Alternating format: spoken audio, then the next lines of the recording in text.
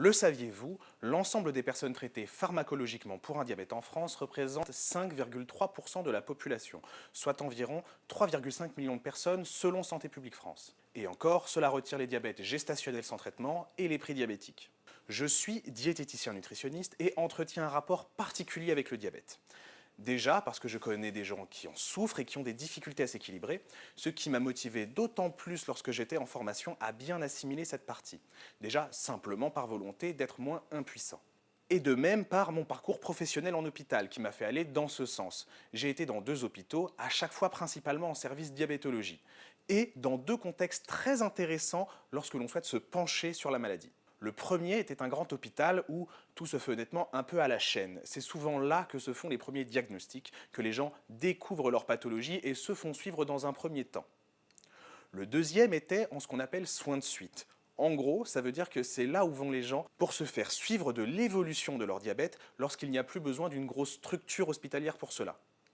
D'ailleurs, le premier hôpital où j'étais renvoyait à cet hôpital-ci. Certains sont très bien régulés et viennent simplement faire des réglages de routine, et d'autres au contraire étaient très mal réglés, et c'est ici que se faisaient les soins pour les complications pour décharger le grand hôpital. Une des choses que j'ai remarqué est que ce soit à l'hôpital ou en ville, souvent les patients et leurs proches connaissent mal cette pathologie. Je suppose par manque de temps, il est rare que le patient ait bénéficié de réelles explications sur ce qu'il se passe. On donne un traitement, des indications, sans vraiment savoir ce que l'on fait et ce que l'on peut faire d'autre. Ce que j'ai remarqué aussi, c'est que beaucoup de termes réservés à cette pathologie arrivaient dans le milieu du bien portant et dans le bien-être alternatif. Des mots comme acidose, comme trop de sucre dans le sang, etc., etc. En revanche, ce que connaissent souvent bien les patients, ce sont toutes les règles qu'on leur impose et surtout les remontrances si quelque chose sort du cadre, poussant souvent le patient à mentir aux professionnels de santé puisque personne n'essaye de comprendre le pourquoi de son acte. Vous l'aurez compris, c'est dans cet axe que je travaille avec mes patients.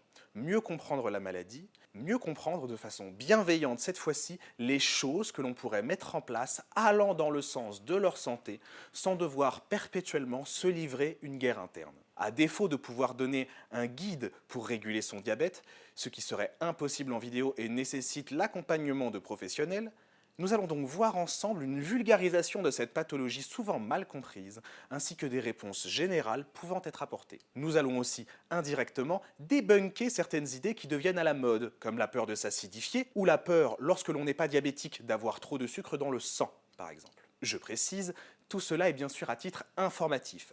Attention, en aucun cas ce format ne peut remplacer la consultation de professionnels. Je m'appelle Nicolas Da Silva, je vous parle du diabète, voici ma masterclass.